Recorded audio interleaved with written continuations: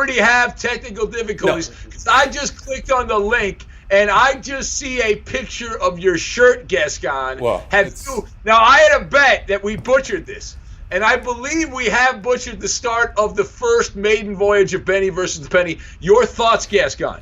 Well, I will say this. Even if we did butcher it, the whole thing is powered by Ecamm Live. So the nice thing, Ben, is no matter who's watching this broadcast, if they like it, or even if they don't like it, but for all video on demand, you can use Ecamm Live. It's powerful. So you got Zoom, you got Skype broadcasts, whatever it may be. People could chime in at any given time. You could click on the link. It actually soups up anything that you do for video production purposes. And of course, it powers this show. So that's the best part about it, Ben. So I would not bite the hand that feeds you. But like I said, it's football season, so who cares? I mean, this is not supposed to go. No, I just want to point out, though, and we are, I understand now, we are on the YouTube, which I just realized, I'm not usually on the YouTube. We have a live chat, so people can actually interact with the show, and they're booing you, Gascon. There are people actually booing you on the chat right now, the Maller Militia, as Pierre points out, Gagon, busy trying to sabotage Ben's feed. That is correct. Right there. Look at I have a rustic setup. Look at this here. I have a rustic setup here in the fake TV/radio studio here. Well, it looks good though. I like the way that it's set up. It's a progressive look. I mean, you're in the state of California, right? So the nice thing about it is you got that whole like kit caboodle thing that we got going on. So I guess the biggest thing is because it's bull crap though. There should be someone on fire back here though, because it's California. Everything's on fire, so there should be something burning up behind me, right? Yeah, it could be your car. I mean, you said your car was covered in ash yesterday, so you never know. So we're gonna get new people in here. So I guess the moral of the story is you got to tell us exactly what we're in store for, because this is kind of a different breed that we got here in 2020. So what do we got? Yeah. All right, so this is marginal handicap. Now, I started this on the radio show, a long time ago. Well, it's crazy. But we moved on from that. We did the podcast last year, the 5th Hour podcast. And then you knuckleheads, you know who you are. You're like, hey, I want more. I want more. And so we ended up deciding this is a test run. And what that means is if this blows, we'll not do it again. All right, but we think it'll be all right, and I think it looks decent. Oh, you're way too dressed up again. I'm looking at this photo. I don't like looking at myself, and I certainly don't want to look at you, Gascon. But we will be picking NFL games, giving marginal advice, and you can do what you want with it. You should not bet on every game unless I win, and I am not liable if you lose. What do they say in Vegas, Gascon? This is for entertainment purposes only? Yeah, that's exactly what it is. Yeah, there you go. Paul points out, he says, it looks like I'm at a Starbucks. I don't know. I've never been to it. My wife likes Starbucks. Is this what Starbucks looks like back here? Is that? Yeah, it does. It does. It's not too bad, though. I like it. It's very good. It's very sleek for 2020. Yeah. All right. Now Mike says I wish we had Ben's overall record. Yeah. I'm 0 for 1. I picked the damn Texans. That's my fault, Gascon, because I believed in Deshaun Watson, and he kicked me in the nuts with that gutless performance. 3 quarters, he was absolutely a disgrace. He was terrible. But that doesn't matter. I'm going to bounce back, and I don't care about that. That's just an appetizer. It's all about the main event. The money is won on Sunday. The money is won on Sunday, the bulk of the money. And then if you lose on Sunday, you chase on Monday. Every gambler knows this, right? I mean, every degenerate knows that's how it works, right? Yeah, I guess the only problem is we're not saved by college football season anymore, because you get Hawaii on Saturday night that could potentially give you some kind of comfort on Sunday morning. But we don't have that this year with the Mountain West not playing and the Pac-12 either. So this is all NFL. But at least we get 32 teams. It's not like college football where we're stuck with 3 conferences that want to man up and, of course, a couple independents. Yeah. Now, Frank in L.A. says I will go 15-0 unless I don't. Frank, I'm not going 15-0. But I could see like 12-3. I'd take it 12-3. I'd be happy with that. So should we get to the game now? Is this where we're supposed to beg for sponsors? Because this is like a separate standalone animal, right? This is not. We have no corporate overlords on this YouTube video. This is just a hokey guy with a fake background right here. And you, Gascon, of course, you have your own fake background. Do people realize that you have your own fake background, that that's not really the Gascon mansion or whatever you live in over there? I don't think so. I don't want to talk about it just yet. I don't have the luxury that you do typically with green screens and whatnot, or sponsored background. I don't have a green screen. I have a banner when I do the radio show, but I can't use the banner because this is not a corporate situation. So cannot do it. Yeah. Pierre writes in. He says, "I hold on a second. We're getting real time. I like this real time feedback." Pierre says, "I can't wait for Doc Mike to be live at the Maller Mansion next week, helping the pennies stay hydrated." No, don't listen. I'll tell you what. I will move. All right. I will relocate. I'll move to Boston, and I'm not. That's not going to happen. If Doc Mike finds my address, even my wife said, no. No, we might have to weaponize if Doc finds our address there. I'm talking full arsenal, Gascon. I'm talking pepper spray, knife, gun, flamethrower, all of the above. Well, I mean, the good thing is I can be bribed. So if someone needs the address of Ben Maller, needs the telephone number, I got the goods. I got the goods. I did notice, Gascon. I'm looking at the photo of you. It does. You have like this. You kind of look. What's the guy on MSNBC that does the stocks? You know the guy. Oh, is it Jim Cramer? Yes, you look. You're doing a Jim Cramer look. You're doing a Jim Cramer. You've got your sleeves rolled up. You've got the tie. Working men's sleeves. I got my Denver Broncos tie on. Yeah, you had that. I'm looking at an earlier photo here, so it's pretty crazy. All right, so are we ready to actually pick the games? Yeah, yes. I mean, I got the ticker up, which is obviously giving us what we got for week number 1 outside of Houston and Kansas City. But yeah, can we get to the games as opposed to our so personal presentations? Yeah, it's all about us. We've done about 8 minutes of bloviating. All right, so.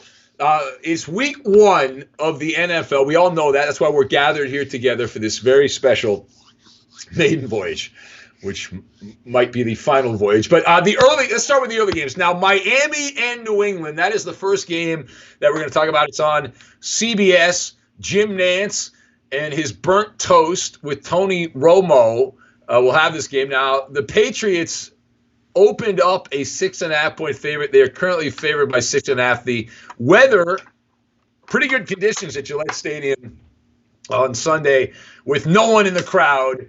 There'll be a temperature of 72 degrees at kickoff, and the Dolphins and Patriots, a couple of AFC East rivals. So I'm going to take the Patriots in this game. I usually try to find a way to bet on the underdog, but I'm going to take the Patriots. Now, this is all about Cam Newton, number 1, all right? Number 1, this is all about Cam Newton. Cam Newton is the belle of the ball in this game. And so as he goes, the Patriot offense is going to go. Which Cam Newton are the Patriots going to get? This guy has had four surgeries in the past 6 years, and nobody was buying what he was selling in free agency other than the Patriots. This is a marriage out of convenience, because the Patriots lost Brady. They didn't apparently trust Stidham. I thought they were going to play Stidham, and so they had to go to Cam Newton, and now they're trying to guss this up and make it seem great and all this stuff. But the key question, does Cam Newton have his arm strength back? And he's never been the most accurate guy in the world, but if he has the arm strength back, my theory on this, I think it's kind of obvious that he's that dual threat quarterback. The Dolphins are not that great. They've improved a little bit. But I'm gonna take a shot that he plays well enough. The defense is a bit of a wild card. They're the number 1 defense. That was inflated the Patriots last year because they played some dog food teams like the Bills were not a great offensive team. The Jets, the Dolphins, just in the division. The other thing here, you've got, because of the mass exodus of the coronavirus, the Patriots have been downgraded, so there's some value. And the Miami Dolphins are starting Ryan Fitzpatrick. Now, Fitzpatrick has, out of every 4 games, Gascon, he has 1 really good game, 1 so-so game, and then he has like 2 that usually suck. And they should be going with Tua Tagovailoa, but they're not. I'm long-winded here. But I just don't trust the Dolphins, and I love giving Bill Belichick extra time to prepare. And even with the Patriot downgrades, the they're still better than the Dolphins, who are weak. So I'm going to take the Patriots here. Patriots 33, Dolphins 23, the final. Ben, the penny. Yes? Oh, the penny's going with the Miami Dolphins in week number 1 against the Patsies. We're on camera now, Gascon. You got to flip a penny. You didn't flip a penny. I did have the penny. Job. I have it down here. It's right underneath my mob tie, my mob suit that everyone's trying to call out. So, listen, I'm curious. Will you get anyone that actually watches this show that says something positive? We need to see someone at least for like 5 minutes. All right, I'm looking. I love the fact that we have a chat. I didn't realize we were going to have a chat when I agreed to do this dopey thing. Can't you just say thank you then? Isn't that more appropriate? It's like, well, I'm all about the real-time feedback, Gascon. That's why I love the radio show more than the podcast, because the podcast, we do it, and we have Tony Bruno on there today. And, who knows whether people like it or not. Mike writes and says, Gascon would look good in a 1980s sitcom with 2 big purple suits over the white tie and shirt and tie. There you go. That's good. I think I butchered that. There you go. All right. Well, so let's move on now. The next game, Cleveland at Baltimore. By the way, Gascon, feel free to – I know it's all about the penny, but you can give your opinion also. It's not that anyone wants to hear your opinion, but just saying. All right, so Cleveland at Baltimore. It's on CBS. Iron Eagle. And our old buddy, Charles Davis. I used to have Charles on when I did the Blitz with Looney Tunes on Sunday. I love Charles. Charles is great. Whatever. Fox. What's that? Whatever happened to that show, the Blitz? Management hated it, and we lost the show. But we liked it. We thought the show was good. Yeah. But we did it for like 8 years, which is a long run. Charles Davis, he leaves Fox. How much more money do you think Charles Davis got to go to CBS? I'm gonna guess it's not $900,000 a game like Tony Romo. I'm gonna say it's a little bit less than that. It's a pretty nice pay. I mean, he's the second team, right? He's the B team of the CBS broadcast. Yeah, Charles is great. I think he's wonderful. So good for him. Yeah, it's good. And Iron Eagles kid's doing the Clipper game on radio. Who knew? He's gonna have a lot of fun in the Western Conference Finals. We'll get Lakers and Clippers. Anyway, I digress. Let's get to it. He'll have even more fun in the NBA Finals when the Clippers play in the NBA Finals. Can't wait. My nightmare after being a fledgling Boston talk show very briefly at WEI, my nightmare is Clippers Celtics in the NBA Finals. That'll be like deja vu when we had the Rams and the Patriots a couple of years ago. Oh yeah, that's right. Yikes. All right, we'll do it live. We're doing it live. Cleveland at Baltimore, as I said, the weather in this game, cloudy, 79 degrees at kickoff at M&T Bank Stadium, the house that Sports with Coleman built, our buddy Jerry Coleman. So the Ravens open an 8-point favorite. I have them at 7.5 right now, so they're 7.5-point favorites. Now, I'm going to take the Browns in this game. And that's not a popular pick by popular people. I realize I'm going a bit of the contrarian on this, but a couple of reasons why. First of all, the Browns, they were the darlings of everyone in the football establishment media last year. They obviously went in the tank. They sucked. And you could say Odell Beckham took a dump, but he might have liked that. No expectations this year. They got a new coach. I don't know Kevin Stefanski. I don't know much about him. I've read about him. He's the 7th coach. How bad are the Browns? This is the 7th head coach the Browns have had in the last 8 seasons. Now, I look at this as a sneaky good pick. The Browns last year actually beat the Ravens in one of those games. Anytime you get a touchdown, this is one of my principles as a degenerate gambler. Anytime you get a touchdown or more in a divisional game, I'm a big believer. You don't ask any questions. You take the points and you just move on. And so part of it is that. And also, listen, the Ravens should be really good. They should win this game. They have all the ingredients they had last season, and except Earl Thomas, who's gone. And they've got a rookie linebacker and an unproven safety, Deshaun Elliott, who's replacing Earl Thomas and all that. But the public is also all over the Ravens. They are pounding the Ravens is what they're doing here. It's over 70% of the money, last I checked, was on Baltimore. So I'm going to go against that. I think Cleveland will play well enough. Division rivals. They'll hang around, have the lead for a stretch. Ravens will come back. Lamar will do his thing. I'll take the Ravens to win, but the Browns to cover. Ravens 27 and the Browns 20. Oh, all right. Ben, the penny has Cleveland Browns, third easiest schedule in the National Football League, and I know Lamar Jackson made you eat a little crow last season, but I think they're right on this. They're going with the Cleveland Browns this time around. Yeah. I want to point out, Gascon, that former Maller Militia producer, the great David Brickley. This guy, he's on the Maller tree. You always rip the Maller tree. This guy is not true. No, this guy's a gazillionaire. He does video content. I don't know if he wants me to say, I won't say where, but for some major television companies. This guy is big time. How about that? He's watching right now, Gascon, so don't fuck up. Are we allowed to curse? Well, I just cursed. Are we allowed to curse? I don't know. I prefer that you don't in case some of these guys have kids, but I'm sorry about that. Yeah. Do we have anyone international on the feed? Because you got Terry that's in the UK, you got Darcy down under in New Zealand. Do we have anyone that's from overseas right now, or is it everyone here? Hold on a second. Now, this guy Chris has a good idea. He says we need an oversized penny with its own camera. We've got Gascon next week. Let's make this a 3-man box. How about a 3-man box? Right. And we'll have the penny have its own box. Robert points out, Robert's upset. Gascon didn't even flip a coin. What's up with that? It's below the microphone. It's down here near the computer. I'd prefer not to show all the goods. I know you probably want to see that, but please, it's a G-rated show, at least for the time being. So let's move along. Jimmy from Vols fan Jimmy says, take the overnight show live. No, I don't think management wants this live. Chris says, this is boring. Let's play food picks. Yeah. That's right up my alley. I don't know if have you eaten today? No, I have not eaten since, what is it, Friday? I have not eaten since Wednesday. I got to do this podcast for 2 more hours because I'm really hungry. And if I go 2 more hours, last time I ate was at 5 o'clock on Wednesday, so West Coast time. So if I make it 2 more hours, that's a full 48 hours. And then the feast will begin. No. The Festivus, the Feastus will begin this weekend, and I'll actually eat like a human being. All right. So I'm excited for you. What do we want to do next? I just want to point out, we've been on for about 20 minutes. We've done 2 games. At this pace, this thing's going to be 7 hours, Gascon. This is what happens.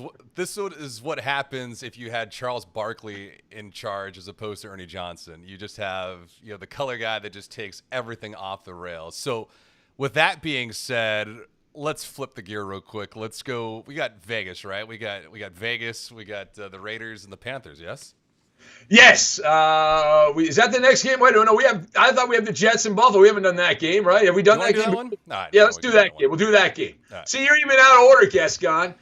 I knew this was going to be a cluster bomb. How dare you? All right. The Jets at Buffalo. It's on CBS. Andrew Catalon and James Lofton. How about Lofton? Lofton's been doing these games he played with the Packers and the Raiders back in the 80s and the early 90s. Yep. He's been doing these games for probably almost 30 years now on radio and television. Yeah, he's like your buddy Dick Stockton, who's timeless, right? Like CBS, Fox. Don't bring that up, man. My man Stockton, the curse of the Bambino, he's not doing games, right? He's out. I think Dick's out. Well, that sounded bad, but yeah. I can't mark that tape, but they changed things around a little bit. So well, we hope maybe they'll throw him a bone later. Yeah, maybe they'll throw him a bone later. Mike says, "What Kirkland brand item will you be eating today?" Pizza, preferably, right? I have not been to Costco as much since they got rid of the samples. All right, Jets in Buffalo again. Bills 6.5-point favorites right now. They open at 5. This game is going to be played with rain showers because it's Buffalo. So you got to have rain or snow in Buffalo. Rain showers, 72 degrees at kickoff. You know what they're calling the stadium in Buffalo now? Bills Stadium. They lost their corporate sponsorship. I guess the New Era people or whatever it was called. They bailed out. So. Yeah. So it's Bills Stadium, which is as good as the Washington football team or whatever. All right. So I'm going to take the Jets in this game. Buffalo, they are the trendy pick by trendy people.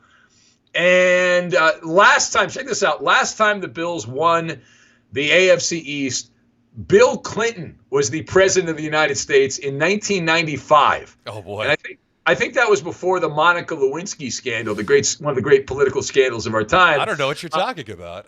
Yeah. I simply don't trust Josh Allen. I don't. I'm sorry, Robbie, the Josh Allen fan and all that.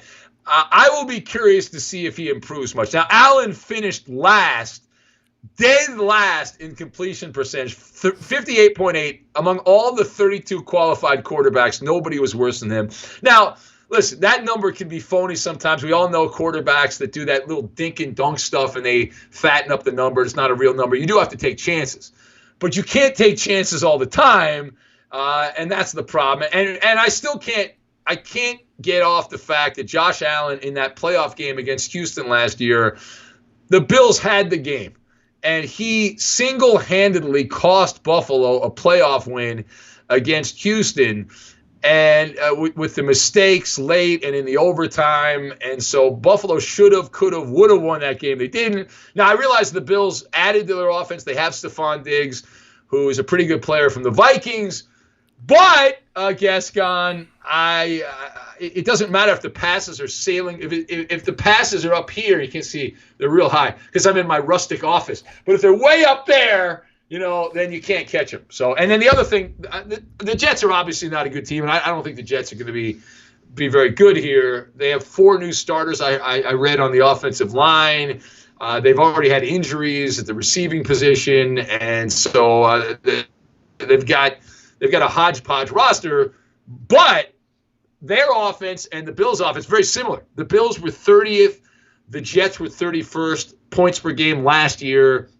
They played twice. Both games were nail-biters. Both games came down to the very end. Hard-fought, low-scoring games. I expect that to happen here again. And so this is one of those games where it's almost a touchdown. It's not quite at the threshold of a touchdown in a divisional game. The other thing is almost everybody is betting on Buffalo. Yeah. And I don't want to be with the public. I don't want to be with the lemmings and the public. So I'm going to take the Jets to cover. I'll take the Bills to win. Bills 17, Jets 13. I'll cash in my ticket with Gang Green. And the pennies got the New York Jets. Ben, the last time the Jets were relevant, 2015, their starting quarterback, do you remember who that was? Was that Mark Sanchez? No, it's Ryan Fitzpatrick. That was the last time what? they had a winning team. They didn't make the playoffs, though. The last play was Sanchez was the quarterback. Yeah, I'm saying like a winning record. I mean, you're talking about just a game over 500. That was the last time. But, yeah. I mean, to your point, they were god-awful last season, 31st in total offense. Now, the flip side, I do like Buffalo for 2 reasons. Getting Diggs helps. Now, I don't know if Josh Allen's going to overthrow him by 30 yards like he's done with everybody else. But you got him, you got Singletary, and then you get Zach Moss from Utah. Like, I think those are good acquisitions on the offensive side because they frankly ran out of offensive firepower in that game against Houston, which I think you took anyway.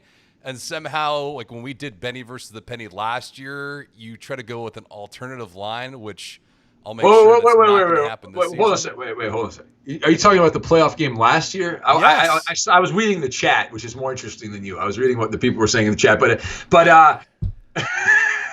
no. I won the bet with Buffalo. I took Buffalo in the points, and they. I remember cashing in on that game, so I actually won on that game, Gascon. So they should have won the game outright. I've had problems with Buffalo over the years. The most famous loss, the Music City fraud, when Frank Wycheck threw a forward pass, which is illegal, to Kevin Dyson, and they didn't call it, and it's bull crap is what it is. Sorry for how about loss. this? Pierre writes in and says, hey, the chat can replace Gagon as the co-host.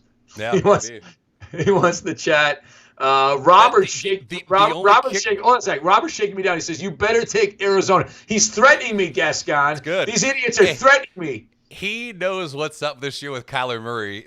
Like, you trashed him all season long in 2019. He wasn't good. He was not good last year. He was the NFL Rookie of the Year last year, so he was pretty good. That's a popularity contest. That's a popularity contest, Gascon. Well, you don't become popular unless you're relevant and good, and that's exactly what Kyler Murray was last season. So you look all disheveled, but why don't you tighten the tie and button the top button? Come on. There's a problem with my neck. It's too big. I can't tighten the tie or button the top button. So. What a West of the 405 narcissist. What a West of the 405 narcissist. Listen, we can't have the chat actually be the lead on this because unlike the chat or who was ever in there, like I got all my teeth. It's a little bit different with the malnutrition. So, anyways. Mike writes in, he says, Gascon looks like he sells penny stocks in a boiler room. Man, that would be awesome. Hey, listen, someone hit us up a couple days ago with after the fact that you mentioned to sell Tesla and Apple. So that was good that you had mentioned that last week because both stocks had taken huge dives. I think Tesla dropped 21% over the last couple of days, and so yeah. I have a financial guy who knows what he's doing, and he said, "Listen, once it's like the bubble bursting, and it is smart. You buy before the split." Are we giving marginal stock advice now? I thought this was Benny versus the penny. You said it was a marginal show, so we'll just be marginal throughout, right? I don't want high expectations because much like in sports, I think the high expectations are the death of this. All right, Falcon right in says show some decorum. He wants us to show some decorum. I don't know what that means. I have no idea. Well, we haven't cussed yet, or at least I have. Well, I did. I said the F word. Are you going to edit that out of the rebroadcast, Gascon? Are you going to take that? I'm already doing enough work as it is. Like people, I'm surprised. Like I haven't gotten one note about how great I did on the graphics, which I did. I haven't gotten any kind of compliments on the lower thirds, which I've customized for you, as you can see on the bottom of that. The logo at the top. You're really chopping wood over there. Yes, I am. This is manual labor for Ben Malice. Is exactly what I'm doing. Anyways, let's push on. Let's get back to it. All right.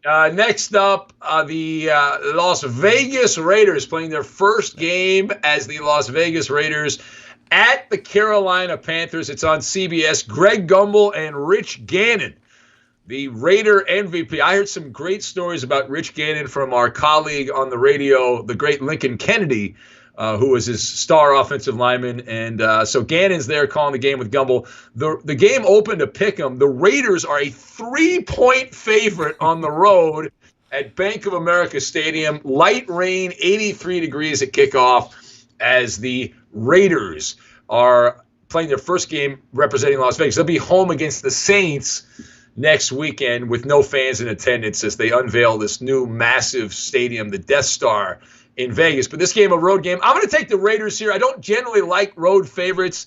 That is a recipe to not win a lot of money, but this is more of a bet against Carolina. Teddy Bridgewater takes over for the Panthers. They have a new coach, Matt Rule, the old Baylor coach, who replaces Ron Rivera. And across the board, Carolina's got not only a new head coach, they've got the new offensive coordinator, they've got a new defensive coordinator, as we mentioned, a new starting quarterback. They still have Christian McCaffrey, which scares me somewhat, a lethal weapon. And McCaffrey's good enough to keep Carolina around and cover that number. But there's a bunch of lightweights here on this team. And the Raiders, to me, are the same type of team that's in that 8, 9, 10 win. If things go well, they can win 10 games, but they're right in that area. I mean, most NFL teams are like this. So they've got Derek Carr, who's I'm not a big fan of. Marcus Mariota's hurt to start the year. And I like the Raider backfield, though. I would think this is a spot the Raiders don't have to lean on Derek Carr. You've got Josh Jacobs, who's a bull in the backfield. They added Theo Riddick. So that's a pretty good backfield for the Raiders. And I would think Jacobs is going to run wild. Carolina last year, as you know, Gascon, had the worst run defense in the NFL. They were dead last at stopping the run. And now the one good defensive player they had, the great Luke Kuechly, who retired, he quit at the end of last season, didn't want to play anymore. So they're without him. So I'm taking a bit of a risk on this, only from the standpoint you're talking about a road favorite. And also Vegas has an issue with John Gruden. If you look at John Gruden, he has a time zone problem, Gascon. Gruden he's played 6 games in the Eastern time zone as coach of the Raiders, and his record is in those early 1 o'clock Eastern games, with the body clock's all messed up if you're from the West Coast, 1-5 is John Gruden's record against the spread in that situation. So I'm hoping that this will debunk that. I'm going to take the Raiders to win this game by a touchdown. Raiders 24 and Carolina 17. All right. Penny picks. Let's see the penny. Got the Carolina Panthers, Ben. Ben, do we have the penny? Where's the penny? No. We can't look behind the curtains. We're not going behind the curtains. No. That's You know exactly what we need? We're not doing. Well, it's not behind the curtains. It's behind the fake backdrop, with cheesy backdrop we have here. That's what it's behind. But we should get the ostrich, who lives in Washington, D.C., famous on Twitter. Great mallet fisherman. This guy's been with me for 18 years, Gascon. And he's still alive. Wow. Well, I'm just saying, his daughter was like 7 years old when he started listening. Now she's 25. How about that? She's a grown-ass woman. Was she the one that you mentioned the other day that he called you, or he called the show when he was? Oh no, that's the guy in Phoenix. Yeah, the guy in Phoenix is. Yeah. These people make me feel old, man. These damn kids, man, they just keep aging. Well, the hell? It's a little combination, because you got that, and then you got the gray over that brown beard, so it's like very layered. What's wrong with that, man? That gives me the perception of intelligence. I've got Wisdom. I don't need these glasses, right? I don't need. Look at that. I don't need them. No. These are see that? These right here. You see that? That's because I look smarter. All right. People with glasses look smarter. I don't need glasses. I'm a young guy. I'm not even 30 yet. Look at me. No. You're not aging well if you're 30. Yeah. At least you're not. Well, you don't look good with your wardrobe there. All right. Anyway, you don't like my beard. You don't like the attire. You don't like everything that's been set up.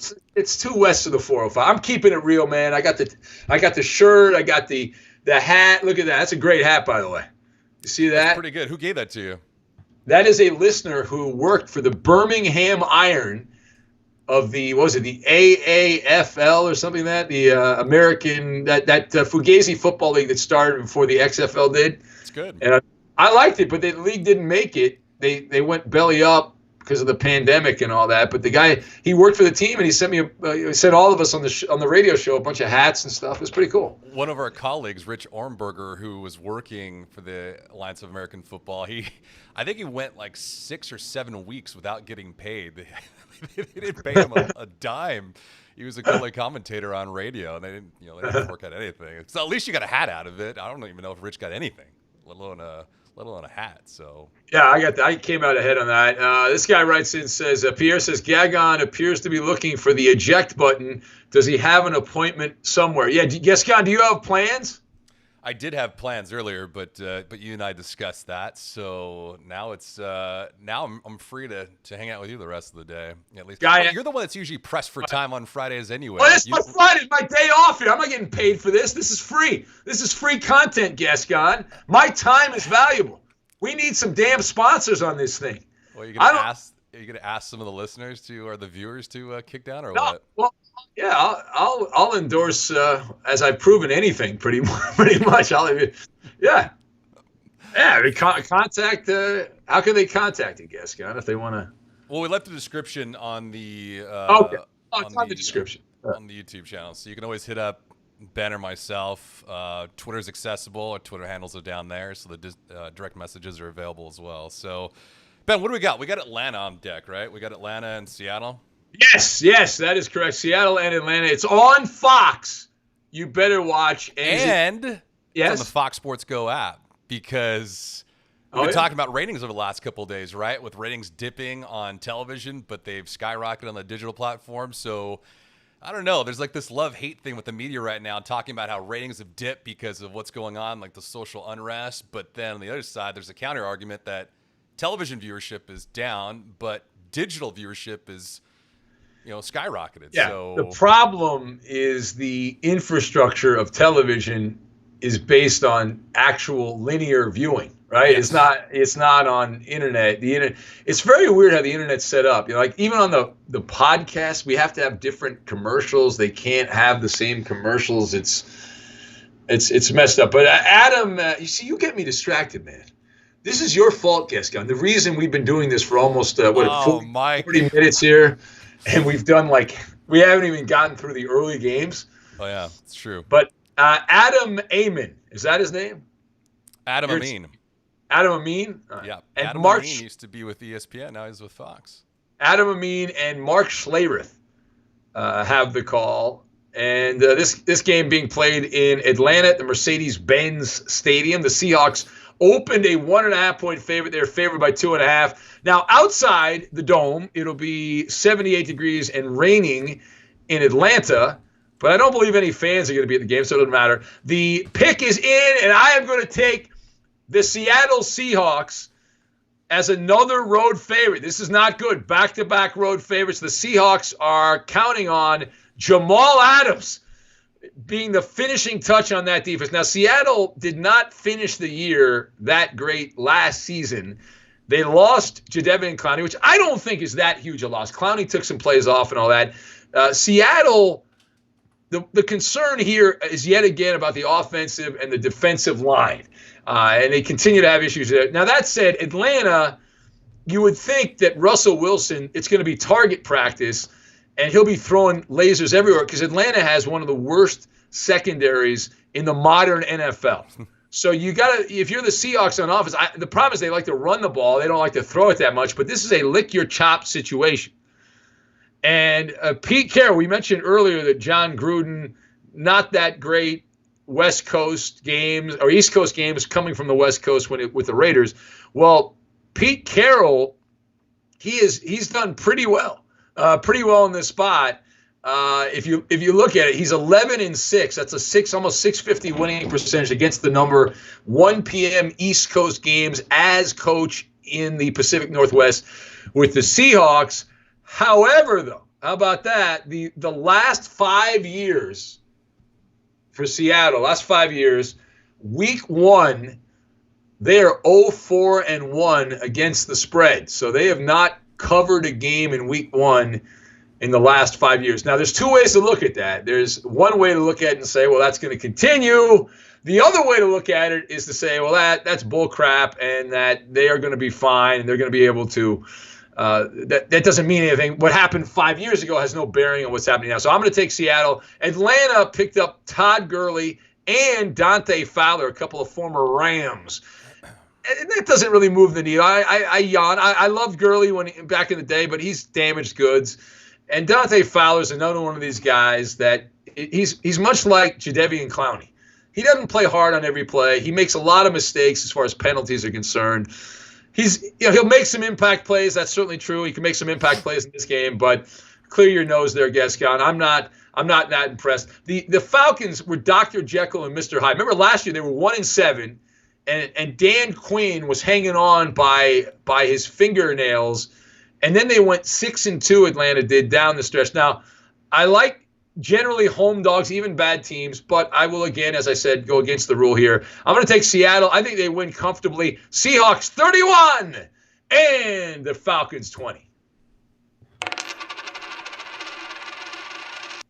Oh, Penny is going with the Atlanta Falcons on this one. Momentum from 2019 carrying over into the season. I know you hate that, Ben, but they are playing the league's toughest schedule this season. Could be a huge year for them, at least in the NFC South, with Tom Brady coming in that division. So we'll see. All right, so the people are chatting here, Gascon, and the peanut gallery, the real-time peanut gallery, and some people enjoying this, other people not so much. Someone asked if this was the Dick Stockton game. It's a low blow, but. That is bad. How are we gonna? We have to change that. What is the worst game of the week going to be now? We'll have to mess around that. So Michael writes in. He says, "Have you purchased your Halloween pumpkin yet?" No.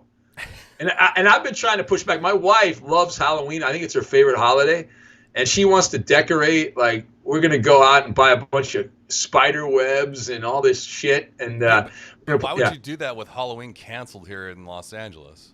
That's what I'm saying, man. That's what I'm saying, but she goes all in.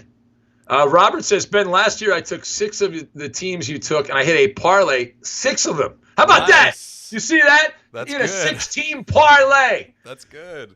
All right, so that means I can lose this year, and you made your money. You're still ahead. All right, next up for us, we have Philadelphia at Washington. It is on Fox. we're not on Fox right now, so I guess you can watch or you don't have to watch, but I'll be watching. Kevin Burkhardt and Daryl Johnston. The Moose calls this game, the old Cowboy. Eagles opened up a 6-point favorite. They are favored by 5.5 points here in this game. It'll be cloudy, 77 degrees at kickoff at FedEx Field. And I'm going to take the team formerly known as the Redskins in this game. Now, the Eagles, the key weak link for Philadelphia continues to be the secondary. They tried in the offseason to pick up some help. Darius Slay, and they picked up also Nickel Roby Coleman as well. I'm not impressed with that. Philadelphia figures to get shredded again as they try to stop the pass, but likely not a problem in this game because we're talking about a white-hot tire fire, which is the Washington Football Club. And you've got Carson Wentz, who should be able to slice up that poor Redskins secondary.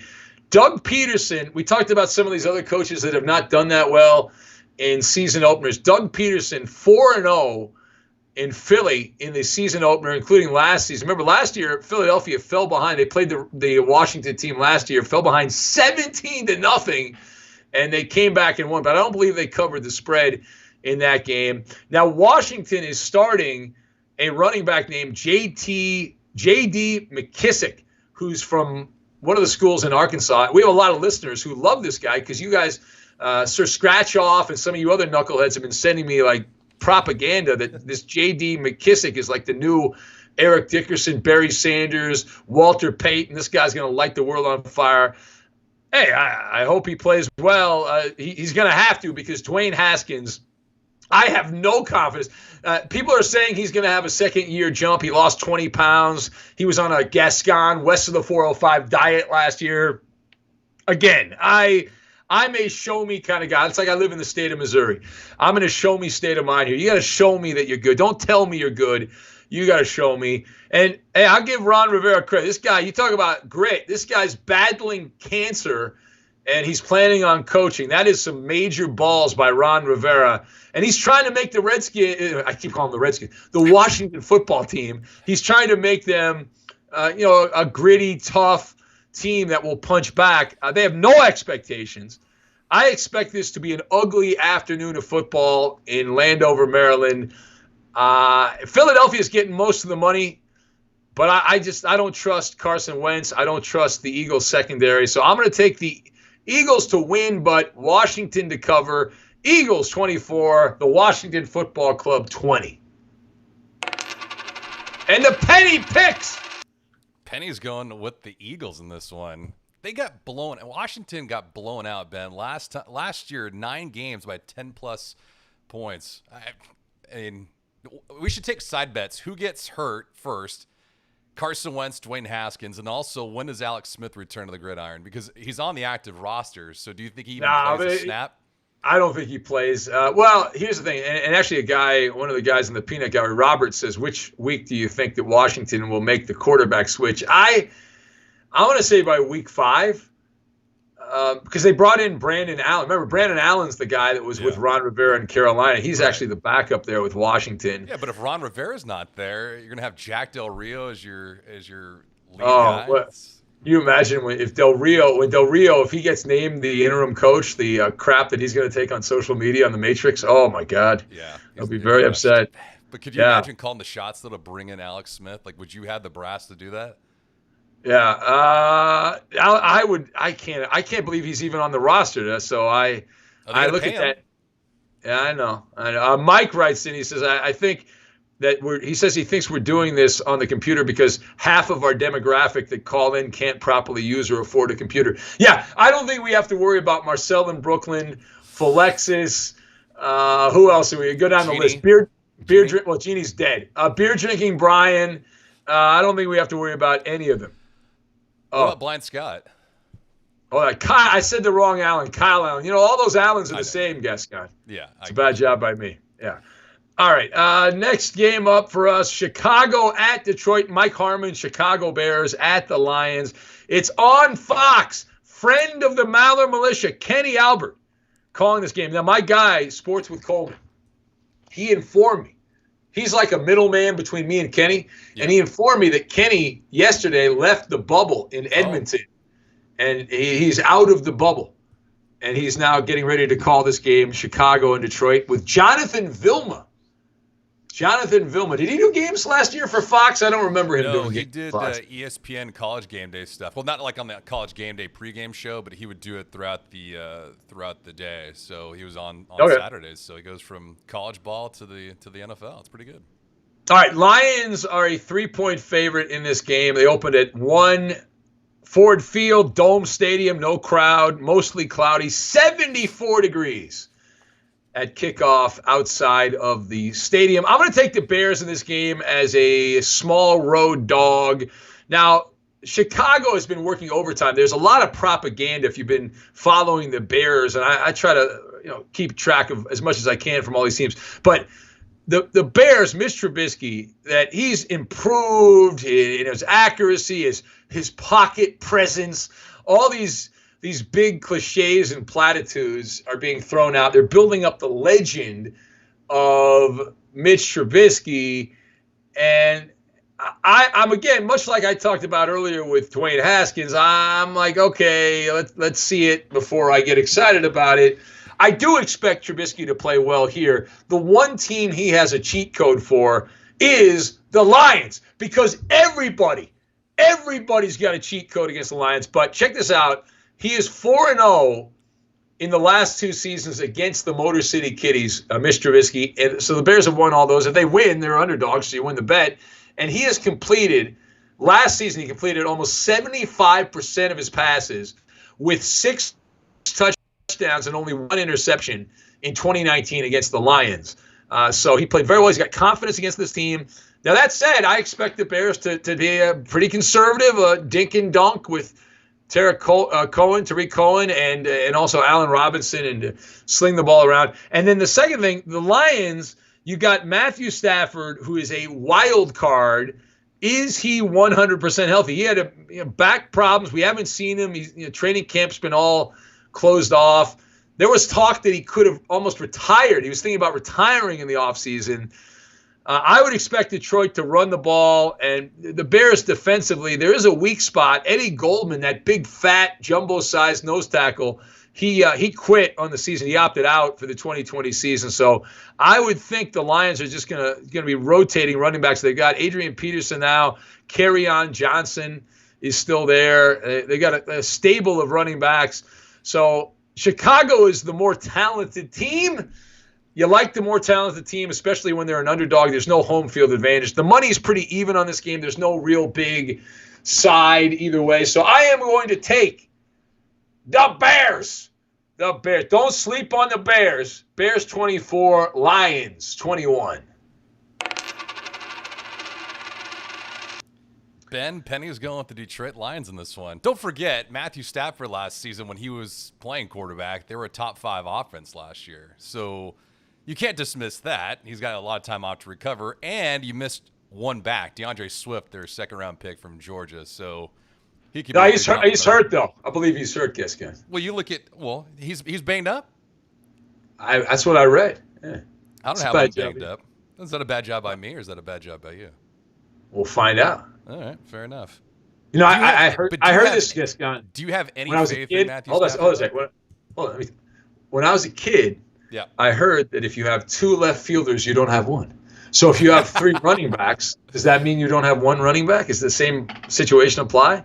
I guess. I mean, you look at the LA Rams last year, right? They had you had Gurley in and out, and then Henderson in and out. So, yeah, I guess so. And the Rams don't have a running back this year either. I know. What an absolute mess. I mean, New England's the same way too, right? Sonny Michel and James White. Well, Sony Michel, yeah. James White's the pass-catching back, and Sony Michel's the guy that does the bulk of the running. He didn't play well last year that well. Let's see here. I'm looking at the peanut gallery, and Pierre says Jim McMahon's not walking through that door. Guy named Mike wants to know how many carries Adrian Peterson gets. That's a good question. Adrian Peterson. We set the over-under on 7. Yeah, I was going to say 7 too. I'll take the under. I'm going to take the under. All right. Yeah, I'll take the under on that. All right. Next up, Indianapolis. The Indianapolis Colts at Jacksonville. It's on CBS. Former Laker play-by-play guy and Nick play-by-play guy. He lost both those jobs. Spiro Ditas has the call. And a guy that I worked with at NBC, Adam Archuleta.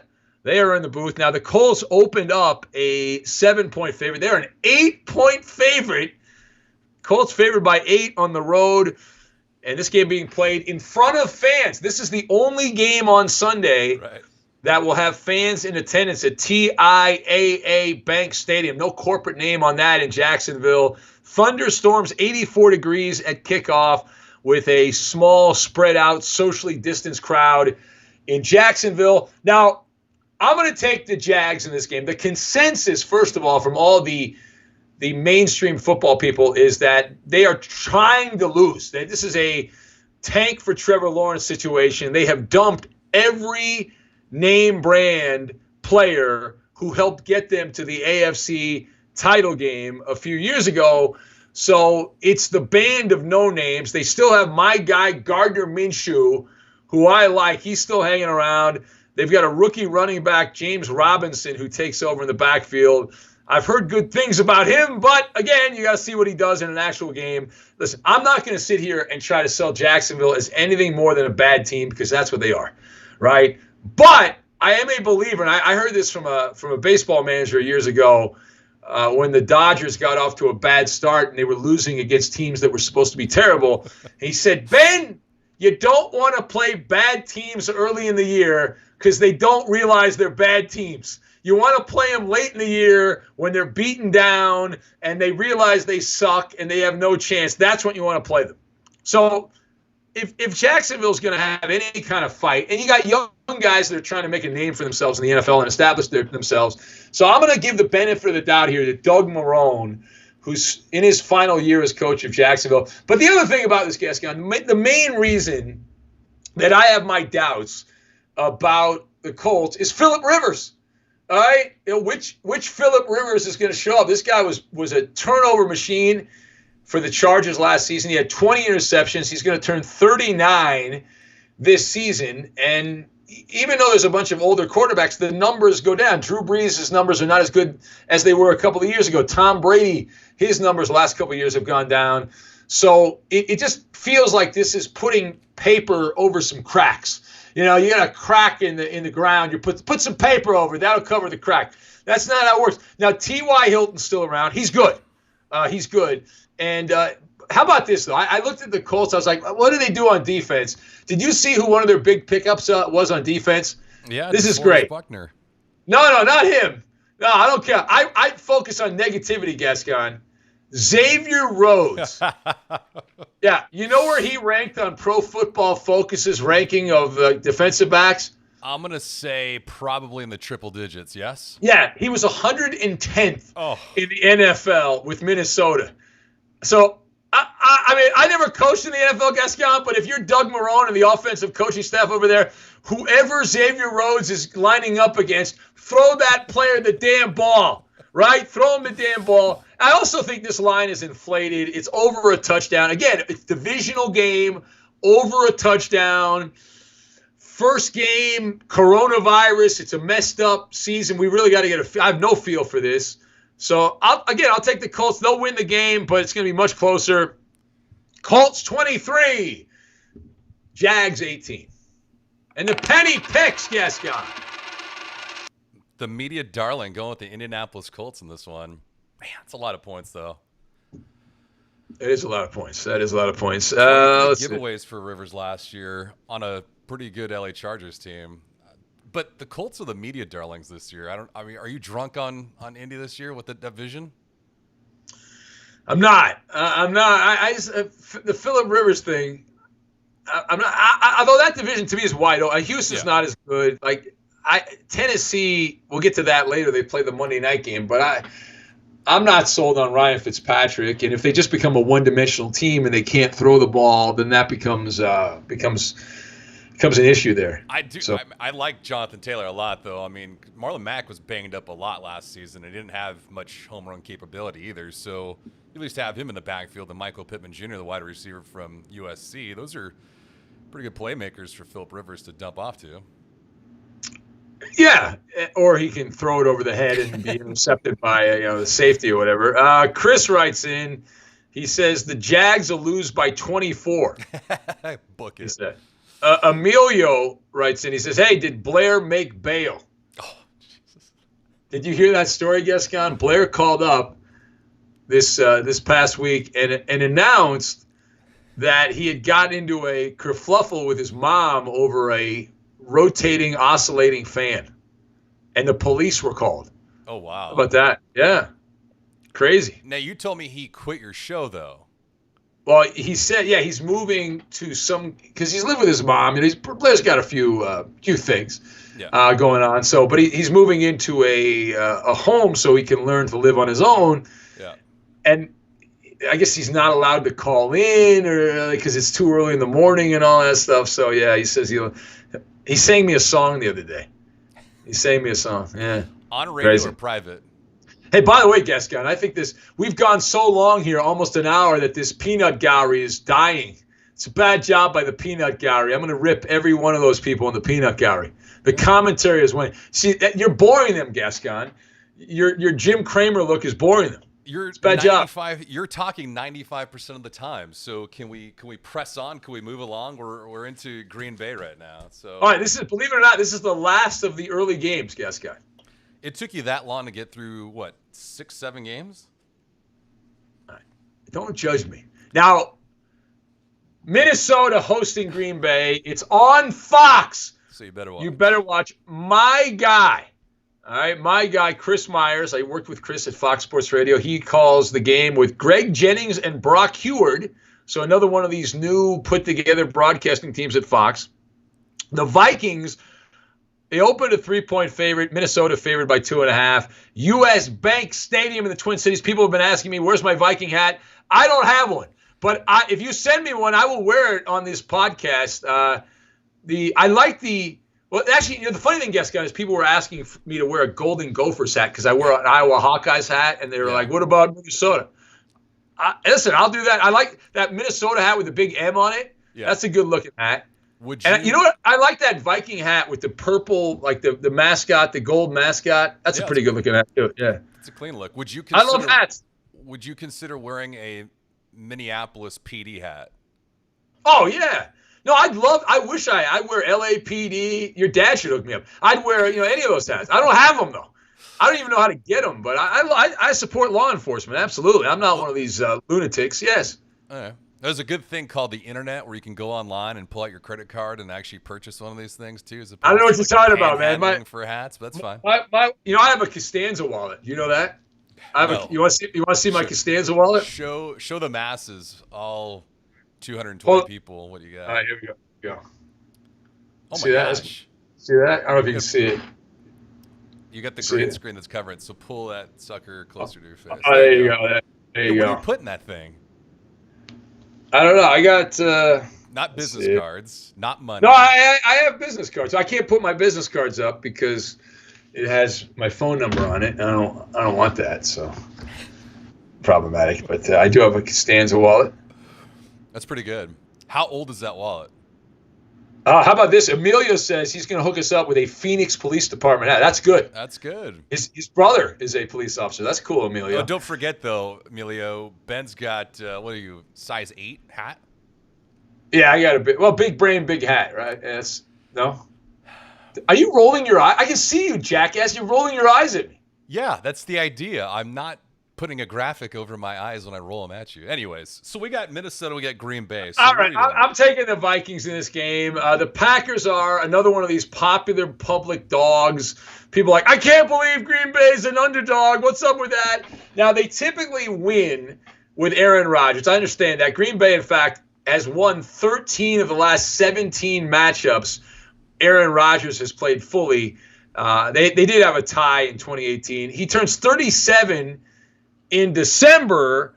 The Packers overachieved last season. I expect them to be more of the 9-10 win type of team than 13-3. In fact, I gave you a number this week on the radio show that they were just beating up on tomato cans mostly last year. The collective record of the opponents that Green Bay played was not good. So they played a tougher schedule. They played a third-place schedule last year. They played a tougher schedule this year.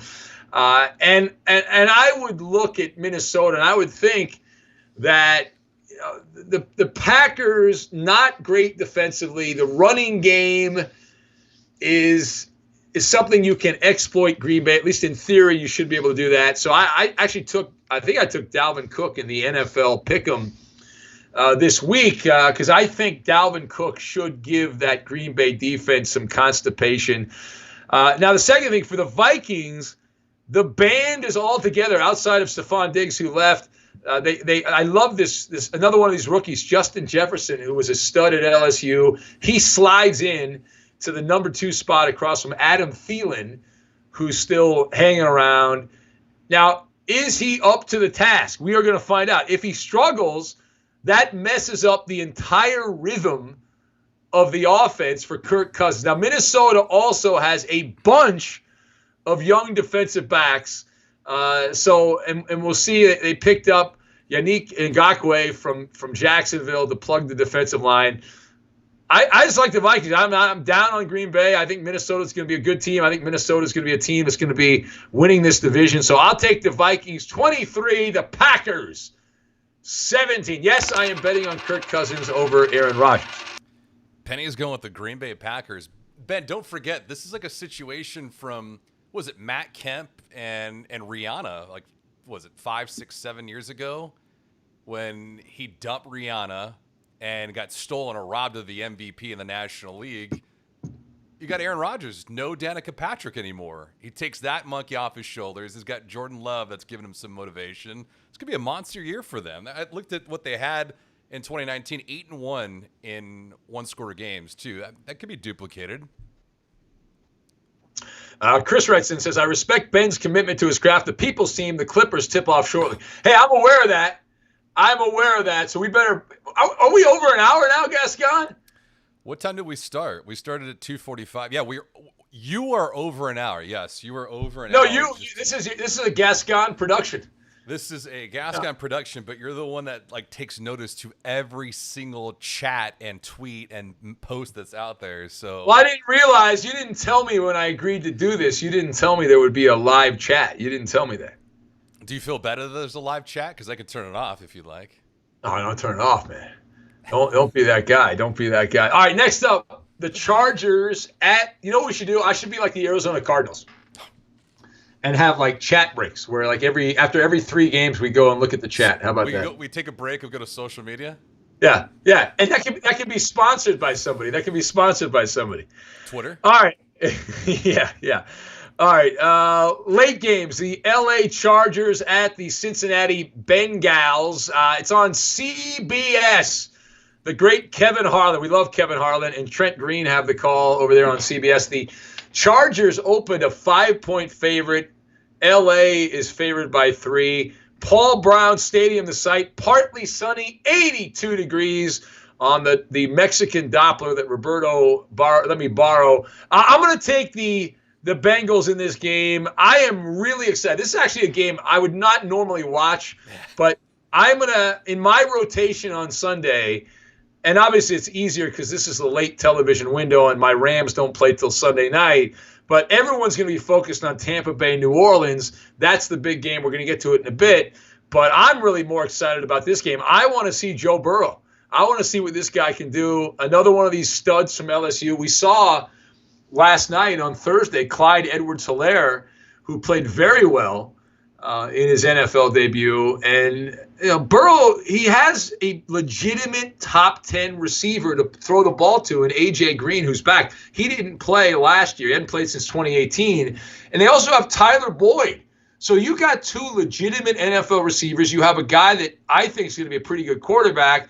Does he have some beginner's luck? I say yes. And the great thing about this also is the Bengals have a running back combination of Joe Mixon and Giovanni Bernard that should be able to get it done. They've upgraded the team. The defense is also improved. So, and I'm not telling you the Bengals are going to make the playoffs or anything like that, but I am telling you I like him in this particular spot. I'm going to sound like Dave Roberts. I liked him in this spot.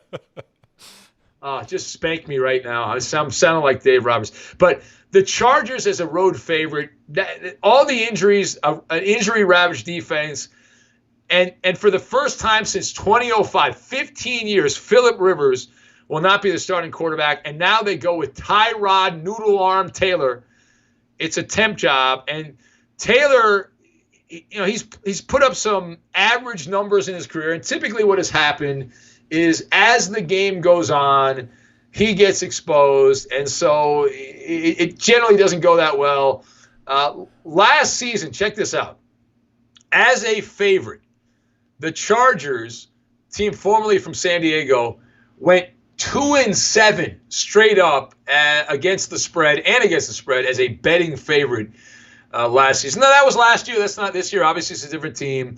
But upset alert. I am taking the Bengals to win the game outright. What's Arnie say? I don't want the points. I don't need the points. I'm going to take the Bengals here 26-24 over the Chargers. I'm sorry to Mrs. Garcia there. Karen, the great Chargers super fan, Eddie's wife. Penny is going with the Cincinnati Bengals as well. Worst record than the National Football League last season in one-score games. They were 0-8. But like you said, they don't need the points. They just need the cover. So let's see if they can get this thing done. Robert says the Bengals under 5.5 lock of the year. He's going lock of the year.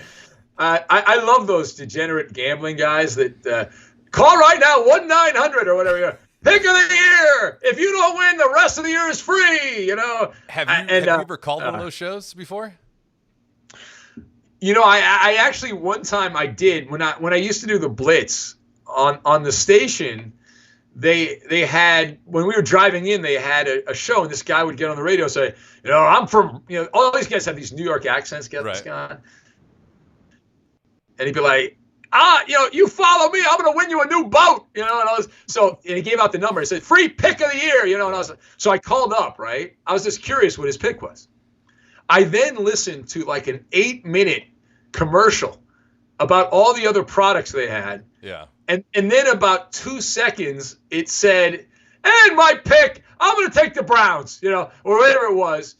But that was bad enough. And then I kept getting phone calls from spammers from the number that I called, because they had my phone number, and they kept calling me, hey, you want to bet? You want a free pick? Here's another free pick. And I was like, all right. So how much money did they ask for the deposit? Because they usually ask for something, right? Like you need to put down a deposit to get. Oh yeah, no, they were touting games. They were selling picks, is what they were doing. Frank in LA writes in, says Tyrod Taylor isn't a turnover machine like Phillip Rivers has been. That's true. That is true, Frank, but he is limited on his ability. We've seen him. Remember that playoff game against Buffalo? It was Buffalo against Jacksonville, and people remember how bad Bortles was in that game, but Tyrod Taylor was just as bad, if not worse in that game. Yeah. By the way, the Clippers have the early lead. I'm told now 2-0. Do I need to get that game up here? I can get that game up on my computer, Gascon. I might have to get that game up here. Multitasking. We better pick up the pace. Why don't you put your cell phone on and have that like? Oh, that's a good point. I got my cell phone. Hold on a sec here. Hey, by the way, should I show you my wife bought me a pop socket for my phone. You know what a pop socket is? You want to see what it says? Yeah.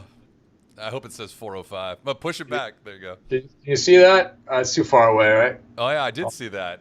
I did. Actually, I think she showed me that. I was like, you son of a... Yeah. See that? Yeah. You can't promote yourself on your own cell phone. Like, what kind of... Hey, I didn't make it. She made it, man. Not my fault. Blame her. It'd be different if she was rocking that thing, but for you to do that, that's bad promotion. But we have no promotion. What are you talking? We have no advertising budget. Yeah. I want you to talk. You're complaining you're not talking enough, Gascon, so I want you to talk. I'm trying to put the Clipper game up on my phone here. Are they winning right now? I don't know. I don't have the game up. Trying to put the game up right now. Well, you got 1,000 people that are in this thing that are wanting to chat. Why don't they post a score at least and see what happens? We can do that. We should do that. We should have a Major League Baseball update, and an NBA update, and even if someone watches the National Hockey League, which they are up 6-0 right now. It is all over the LA Clippers, the people's team. Man, we might have to do a special chat, Gascon. You know, we should start as a Twitch channel for like when things happen on Friday and Saturday, and I'm not doing the radio show. Yeah. Oh, I would be so unbearable if the Clippers win. Oh, I'm not going to be on tonight to celebrate. That sucks. I did create a Twitch. We got the NFL on Sunday, Gascon, so I can't even really do it on Sunday. This is brutal. I did create a Twitch channel for us, but you're typically one that does not like to work unless you're getting paid. So days like this was really, really hard to get you to come on and to do this, even though. Oh, damn it. Murray just hit a jump shot a few seconds ago. Jamal Murray hit a jumper. Damn Listen, we cannot give live commentary on an NBA game when we got Benny versus the Penny right now. So can we move forward? I know why you're avoiding this because we got the Arizona Cardinals up at the plate. So please, can we get into this with Kyler Murray? I feel like you're disgusted with me, Gascon. I feel like you're disgusted. Yeah. No, I don't think I've been disgusted yet. Outside of what you did in a bathroom in a park, it's a little bit different. I was disgusted by that. I was upset by that myself. All right, I'm going to take Arizona and Santa Clara. Remember, they play in Santa Clara, not San Francisco. If this game happens, the air quality is so terrible, they might not be able to play this game because of the conditions. It's on Fox. Kevin Kugler and Chris Spielman have the call. The 49ers opened a 7.5-point favorite. They're favored by 7. Sunny and 69 degrees at kickoff at Levi's Stadium. I am going to take the Cardinals. I am going to take the Cardinals plus the points. Now, DeAndre Hopkins, who battled hamstring injuries here lately for Arizona, he makes his debut, his much ballyhooed debut for the Cardinals. Alligator arms, Kyler Murray, still back there. I don't trust him. Arizona Cardinals have several new starters. They've got on defense, they have a new defensive coordinator. The Cardinals' defense last season allowed the most yards in the NFL. They were dead last in yards allowed. I expect Arizona to tease, but not please. This is still a flawed roster. They are good enough to be in games, but are they actually going to win enough to be relevant?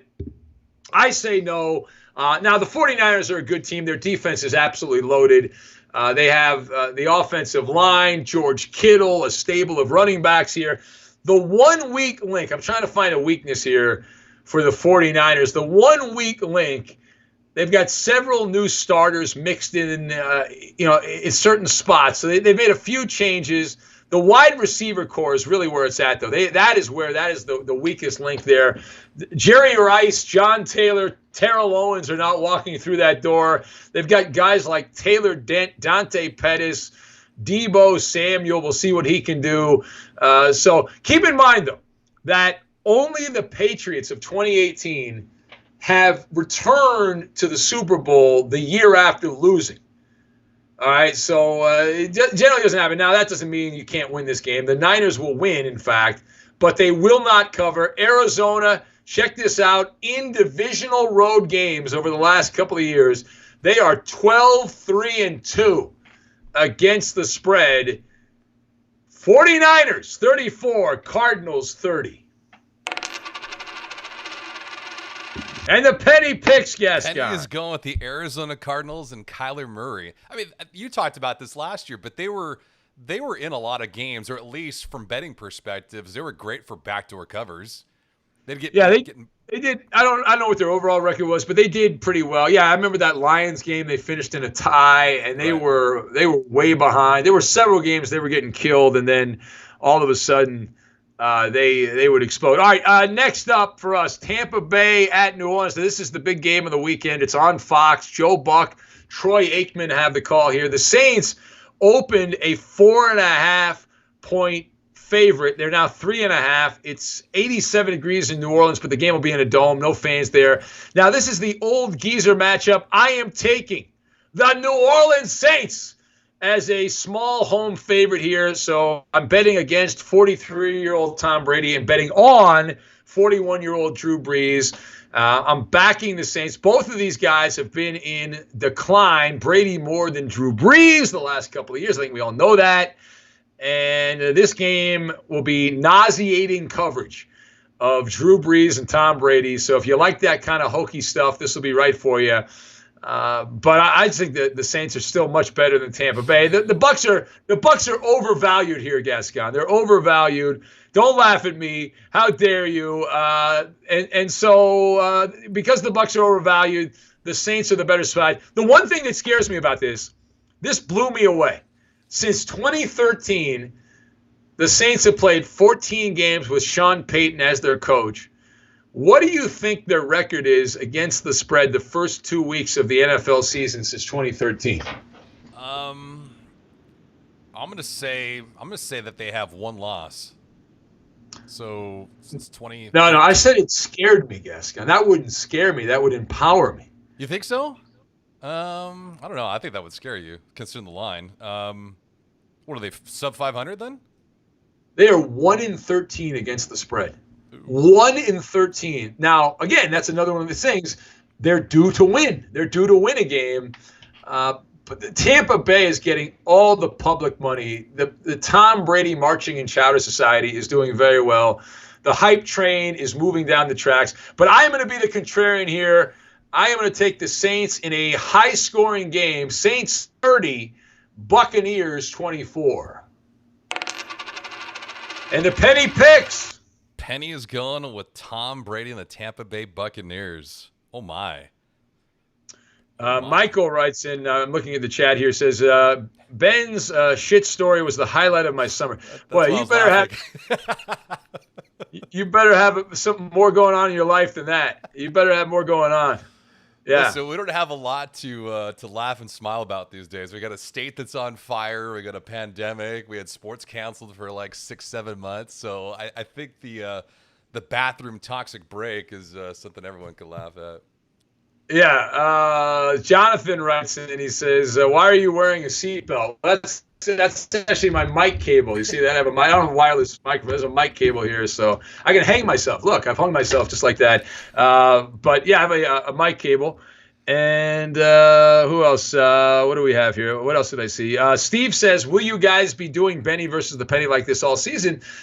That really depends on how many people watch this. It seems like we have a decent amount starting to watch, and this will be up all weekend, right? So people can watch it on the rebroadcast. And I'm sure a lot of people actually have jobs and have lives and are doing things on a Friday, and they're not available to watch right now. So, yeah. Robert wants to know if he can get a golden ticket from you. I don't know if I can give out a golden ticket on something that's not affiliated with Fox. Well, you can't beg for a golden ticket. It's not right. You beg for hats. Why can't he beg for I'm not begging for hats. I'm telling you, Gascon, let me tell you something. These guys ride in and bust my balls, which I know is a cottage industry among the Maller militia. But these guys like, hey, Maller, why are you wearing that hat? Why do you wear this hat? What about the Vikings? What about Minnesota Golden Gophers? What about this? What about that? It's whataboutism, And I'm like, listen, these hats are expensive. I realize that.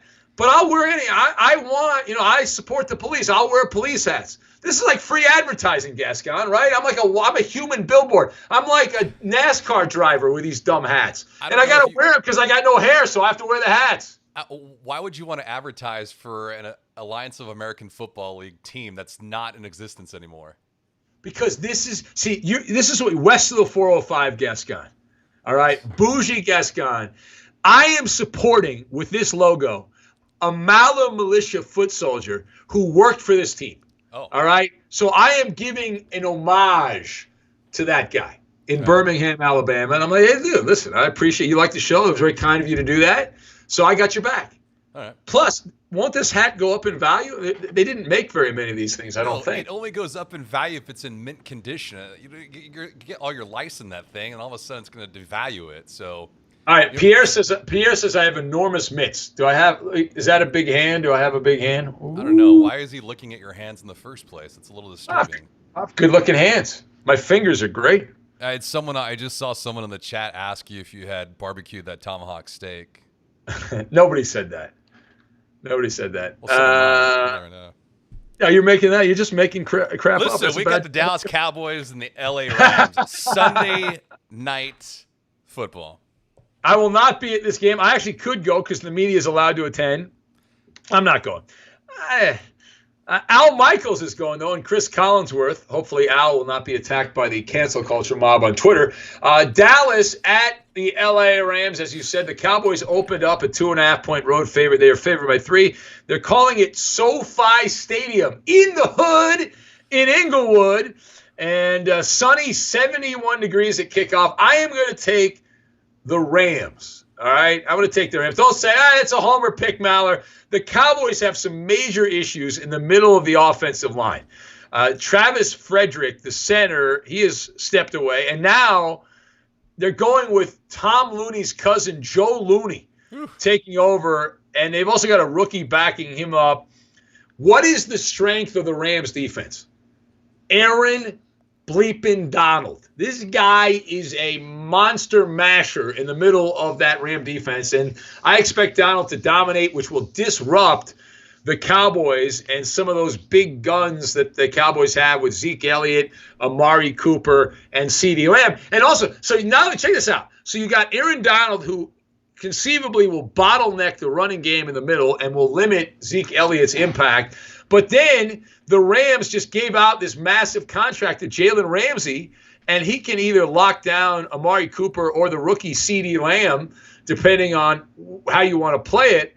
So that's taking away 2 of the big playmakers for the Cowboys. That's the luxury the Rams have on defense. Now, I'm not going to tell you the Rams are good. I think the Rams are in that same area as – I really think they're similar to the Cowboys, where they can go 8, 9, 10 wins, somewhere in that area. I don't think they'll be worse than that.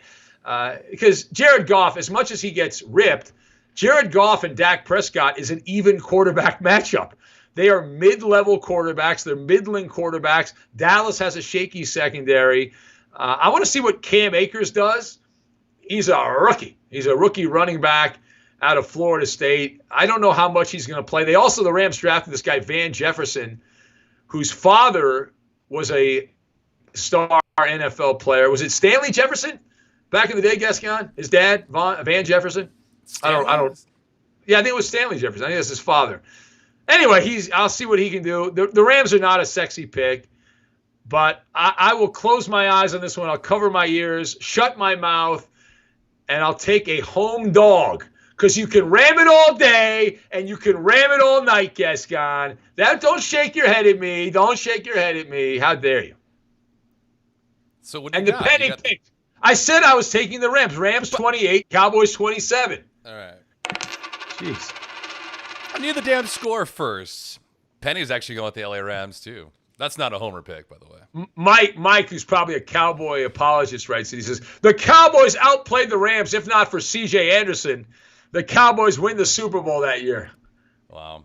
Well, Rams got a new offensive coordinator, Kevin O'Connell, graduated from San Diego State and was a product of the hoodie, too. He actually coached in D.C. last year with Washington.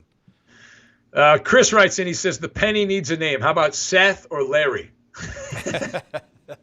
I'm telling you, if we do this again next week, Gascon, if we do Benny versus the Penny on YouTube, we have to find a way to have a penny cam. We'll have to figure that out. Get a live look. We're going to have like a sky cam with a penny like rotating in motion for you for games.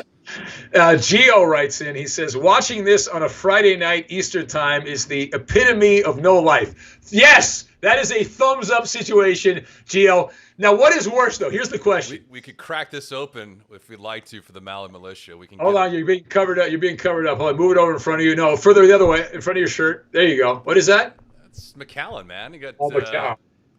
Hey, by the way, you know what I have here? Check this out. We're doing props. This is not a prop. You can actually drink it. What the See hell? that? Oh, you got some barbecue sauce. Oh, you got the stadium sauce. Yeah, that's the stadium sauce. Yeah, the stadium sauce is here. All right. What else? What else do I have around here? You're not gonna. I'm looking around. I'm looking around what I have here. Hold on a second. You're not going to dip that in your chicken sandwiches, are you? No. Well, I have to take a couple weeks off the chicken sandwiches because I've been making those too much. Although I don't think we can go anywhere because I can't breathe when I go outside. Yeah, that's because the smoke. The smoke here in LA is brutal, man. Is that ever going to end, or this going to let fires burn for the rest of the year because it's 2020? Well, I don't know. They'll probably tax us for something and then blame it on us, and then all of a sudden, like the fires will be gone. Well, how about this? We'll find out November 4th. There you go. Mike writes in, says, I have been a Cowboy apologist since 1985. Well, at least you know it. At least you're aware of it, right? Robert's got a penny sky judge. That's pretty good. That's funny.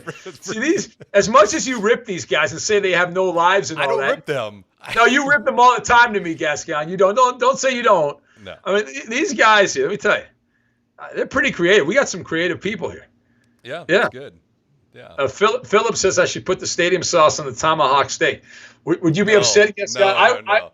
How about if I just drowned that tomahawk steak in the stadium sauce? We're not allowed to cuss on this, but I would definitely be profanity laced next week if you dared did that thing. Any good steak deserves no sauce at all. So, I mean, I don't care if it's pepper or salt, but man, you can't. But by the way, Gascon, this chat, I think your dad just logged in here. It says Gascon needs his own daily show. Is your old man? Is he tuned in here? Is the chief tuned in? Is he doing his thing? No, he's active on Facebook, so I don't know, maybe, but we could definitely. Chris points out that we are all losers, but we love it. All right, that's good. At least we're all losers, but we're losers together, right? All right, believe it or not, we have 2 games left. 2 games left. Then I can get to watching my Clippers and celebrating and eating and drinking and being merry. So Monday Night Football, the Pittsburgh Steelers and the New York Giants. You know, I did a cameo for a big Maller militia guy. I get an update on the Clipper game. Hold on a sec here, guys. Oh, Clippers have a lead. All right, that's good. They're still ahead. If I'm wrong, but we're having a new Monday Night Football Open this year, right? Yes, because I guess we can't be hanging out with our friends tonight or whatever the lyrics in that song, because that's, because people are so stupid they can't figure out what to do, right? They can't.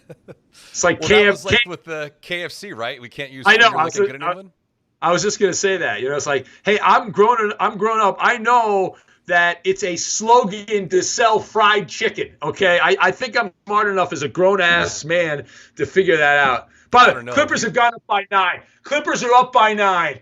They are about first time in like 49 years. They're going to go first time ever conference finals. Gascon, we might have. I'm telling you, we start that Twitch channel tonight after the game. No, hold on. Why would you care if they get to the Western Conference Finals? You want them to win the whole damn thing anyway. That's the Final Four. When Duke gets to the Final Four, they celebrate. They put a banner up at Cameron Indoor Stadium when they get to the Final Four. This is not like the Colts where they hang division banners and they're happy about it. You got to get to the finals and win the whole thing. Final Four in the NBA. Kawhi is doing it. All right, stop. We get back to football. All right, Pittsburgh. Yeah, Steelers a 6-point favorite. MetLife Stadium in the swamplands of New Jersey. Oof. Will the governor be there? I'm going to say no. Now, they're not going to have fans here, right? Because New Jersey's like New York, and they can't, God forbid, fans can't go in an 80,000-seat stadium. You can't have 10,000 people. Anyway, I'm going to take the Giants in this game. Now, I'm a big fan of Joe Judge. This guy has given us content on the radio show because the NFL mainstream media loses their nuts every time Joe Judge does something in practice. So I love it. We'll see if it works out. There's a lot of unknowns here. He's bringing in this old world, old school, hard-ass mentality of toughness and grit for the Giants. We'll see if that carries over to the actual games from the practice field. The most important thing, though, is Daniel Jones. And will he have the second-year jump? I'm not that confident in Daniel Jones. Jason Garrett is the new offensive coordinator, the old Cowboy coach with that vertical passing offense that he likes. The Steelers, check this out. This is an even matchup. The Steelers have missed the postseason the past 2 years. Pittsburgh has not been in the playoffs with Mike Tomlin.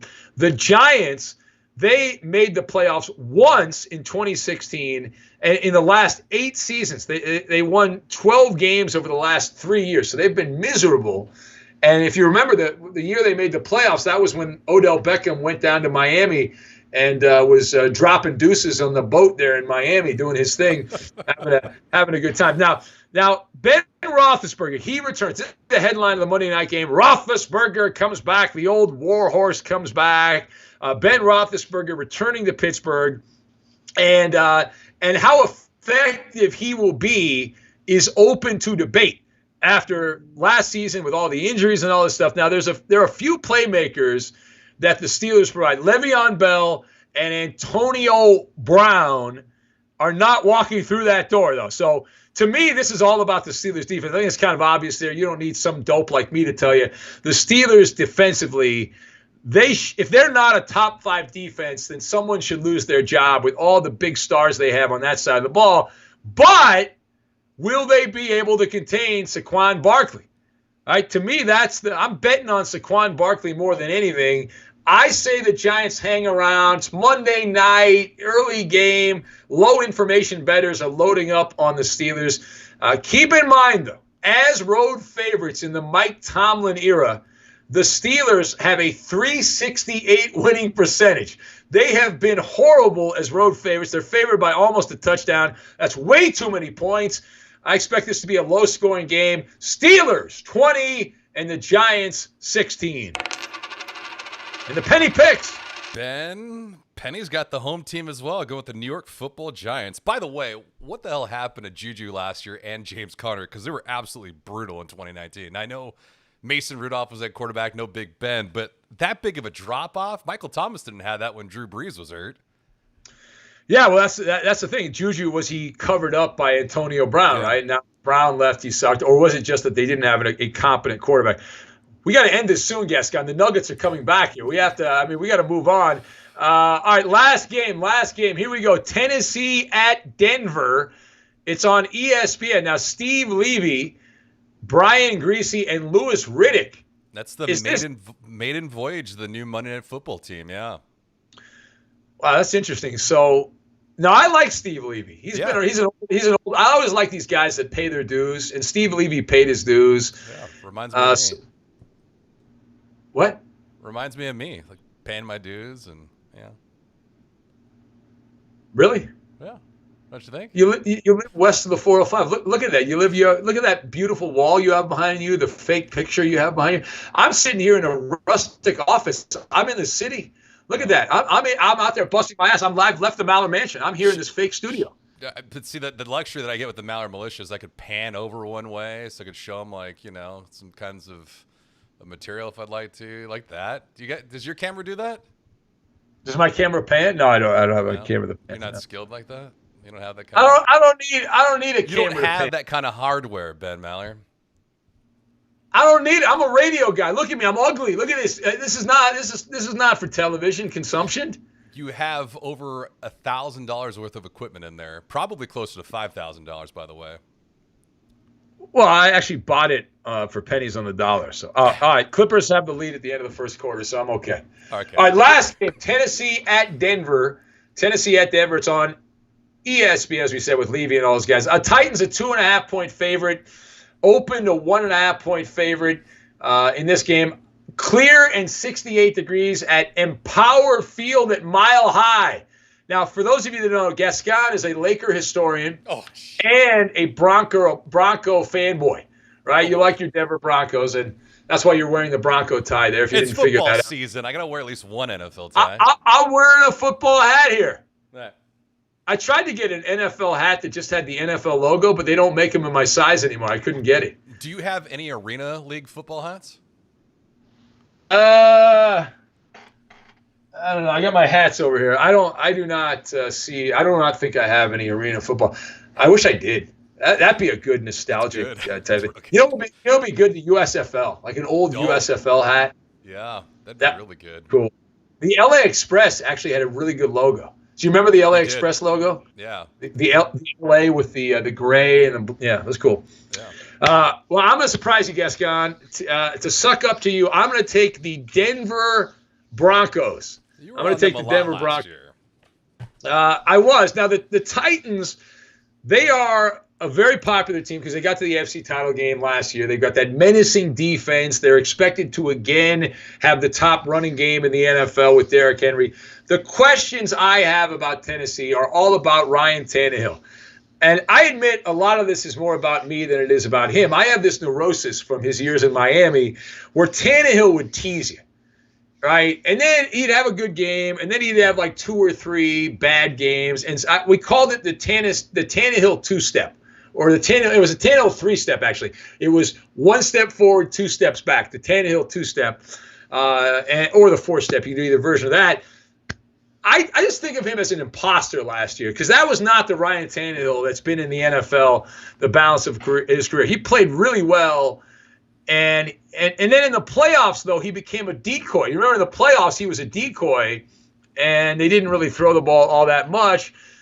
Can Ryan Tannehill bottle up what he did last regular season coming in from Mariota and do it again? I'm going to say no. I think the smart money says no. Now, maybe the Titans still win a bunch of games without him doing well. He led the NFL. Here's the main reason. I gave this stat on the radio show a couple of weeks back.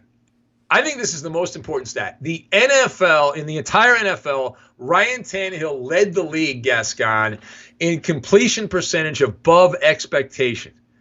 What that means is he overachieved, right? And typically what happens when you overachieve, there is a regression to the mean. That's what happens, right? Extreme outcomes are followed by more moderate outcomes. That's just like in investing, and that's just, anything in life. That's generally how it goes.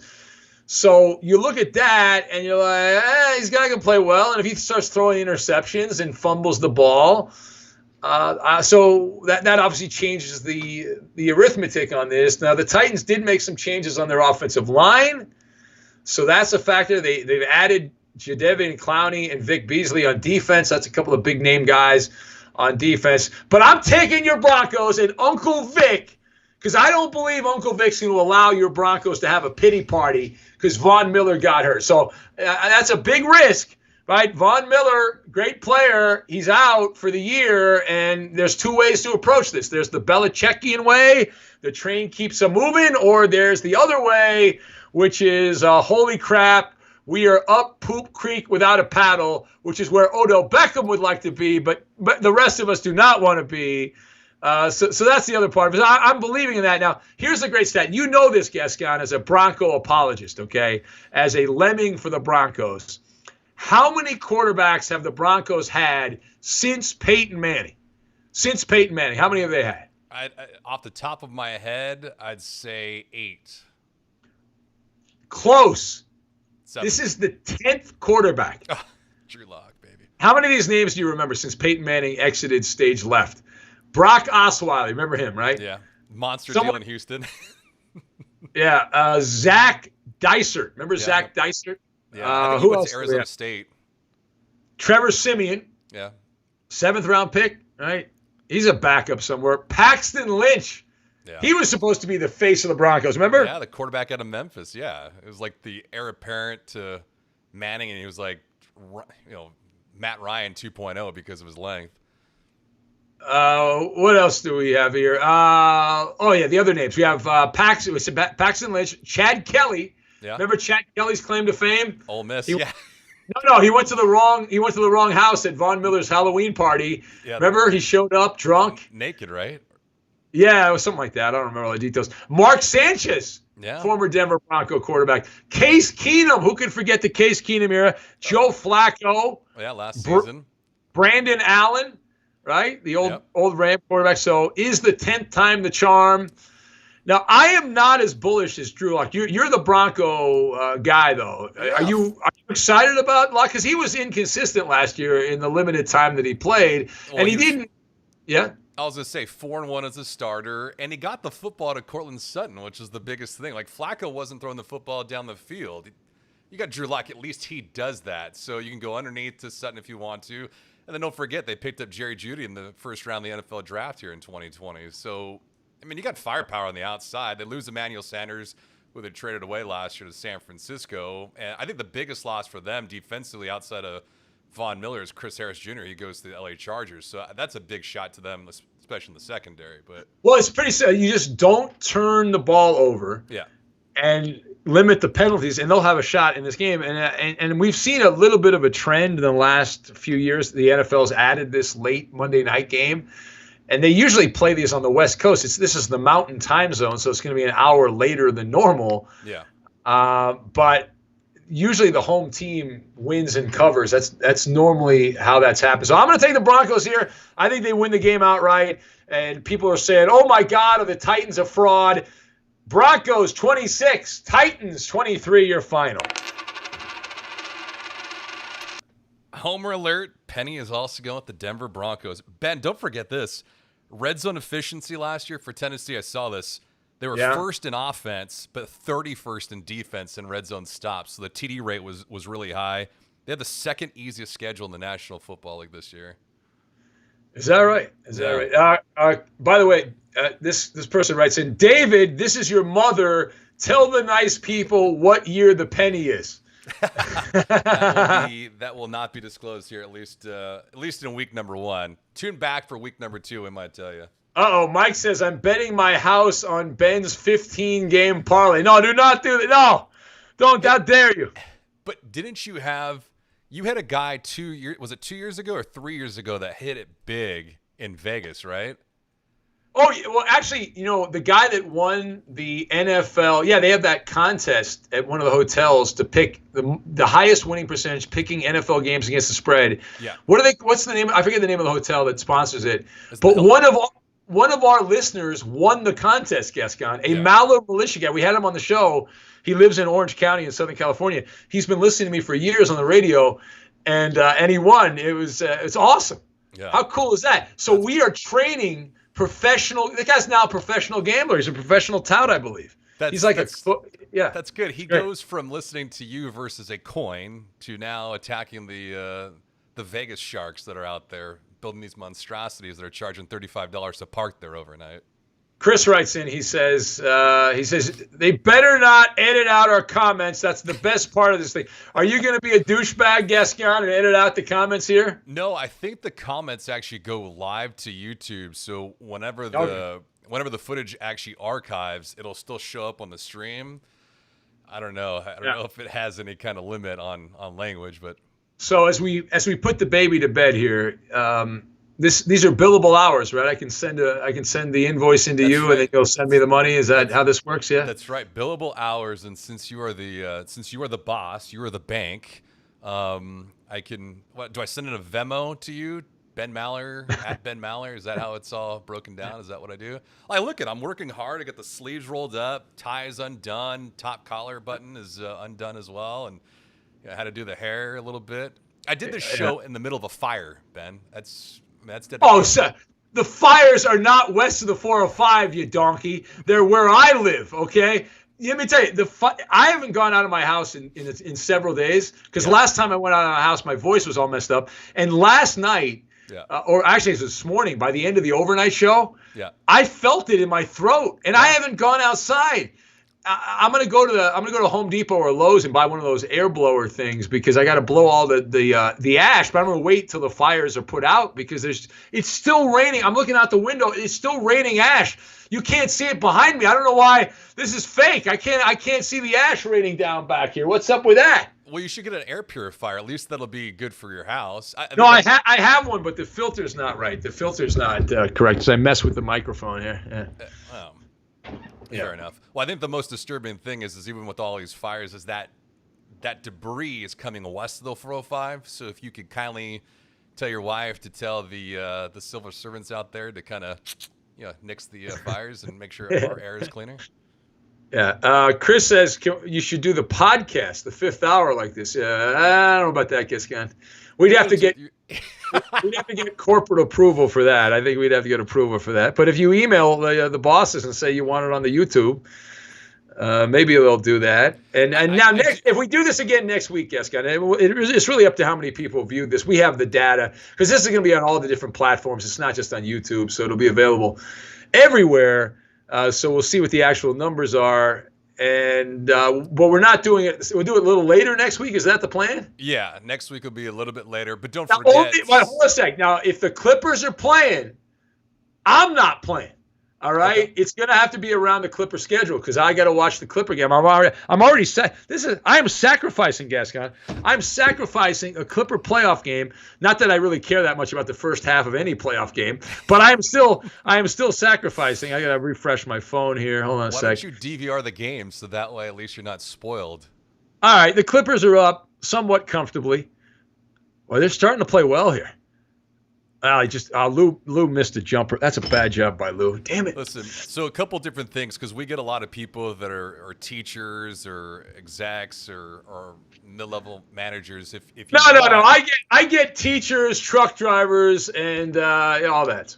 So if anyone likes the show that uses video production for whatever it may be, for Zoom, for Skype, for any of their influencer programs. Like, we're using this program, it's called Ecamm Live, and we put a link at the bottom of the description. You can click on that for us. They've actually powered our show. But if you click on that, you can read information about it and use that for your own kind of production needs. But yeah, we'll have stuff every week if you'd like to. I mean, it's fine. I just yeah. And let me tell you, what's the name of the company? Ecamm? Is that the name of the company there? Ecamm Live. Let me tell you, these people at Ecamm, they should win. Boston-based. Oh, good. The people at Ecamm should win an award because you are the king of technical difficulties, Gascon, and we really haven't had any noticeable difficulties other than the first 5 minutes, which were a hot mess when we were not actually up. But once you click the right button, this has been smooth. Yeah. This has been smooth. Now, yeah. Robert says, can we live stream the Mather Ugly Sweater Party? Oh. That's not happening. That's a good idea. I don't think the party's happening this year.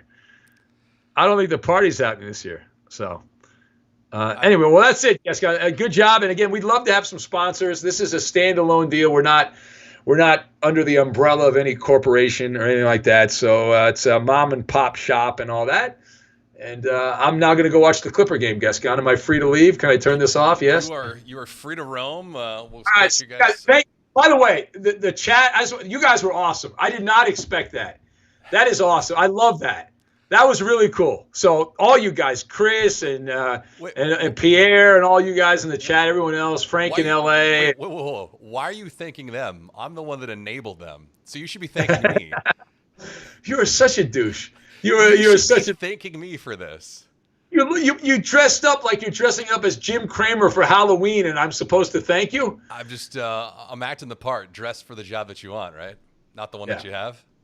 All right, I gotta go, Gascon. All right, thank you. I'll be on the try the podcast. By the way, the Fifth Hour podcast. Tony Bruno's on there today. We love that. And tomorrow we got the Spicy Nugs guy. Nugs, yeah. That guy's awesome, man. That's the guy that had the viral video from Lincoln, Nebraska. We had him on. He's a good dude. You got to hear what he said. He's pretty funny. He's gonna take his act on the road, which is pretty exciting. Yeah, that's good. And don't forget, for Ben and myself, you can follow us on Twitter. Our Twitter accounts are below, and also Instagram. I know Ben's and cameo.com. Hey. See you guys next week. See you guys. Take care.